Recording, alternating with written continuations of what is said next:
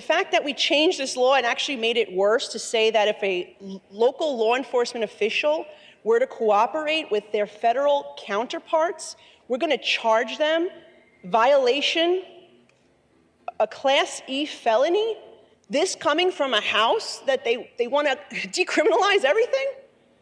That's unconscionable that we would actually look to charge our local law enforcement with a felony for simply cooperating with federal law enforcement to put bad people behind bars.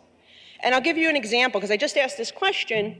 In December of 2019, a teen killed his grandmother, stole her car, attempting to flee the country, going through upstate New York. That was when we did cooperate with CBP.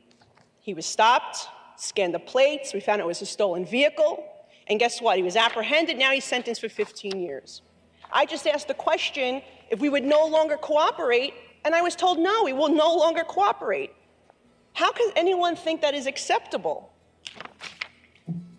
And I know there's such a focus here that it's about immigration, but Customs and Border Protection does not just deal with immigration. They deal with protecting our borders, protecting our nation, working under the Department of Homeland Security Division. Here are some other headlines. $30 million in illegal drugs seized from a cross-border tunnel in San Diego. So they deal with taking deadly drugs that are killing our children off the streets, stopping them before they even enter our country.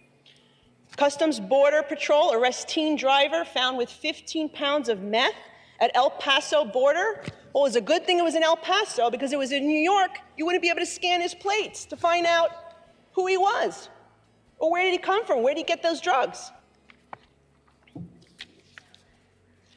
Border Patrol arrests 4 in failed human smuggling. You know, I understand that everyone wants to play politics, and immigration is an interesting issue to play politics with, on both sides, that's fine.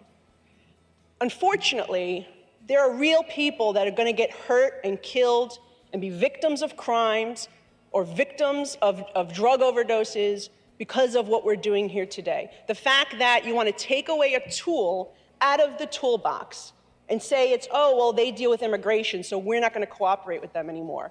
As you can see, they play a very important role in not only securing our borders, and in a post-9/11 world, the fact that we would take away Customs and Border Protection's right to access DMV Database to be able to start an investigation, to run plates, to see if a vehicle was stolen, to find out the whereabouts of someone, is really unconscionable. It's a disgrace, and it really is not in the best interests of the citizens that elected us to represent them and keep them safe. So I will be voting in the negative, and I urge my colleagues to do so. And I really urge that we revisit this, because this is a serious issue. It is about the national security of our nation. It's about getting human drug trafficking to stop. It's about curbing drug trafficking into our nation. And these are serious issues. Customs and Border Protection just doesn't deal alone with immigration. That is a part of what they do, and they do it well. But this has much more serious ramifications than just that, and I urge a no vote.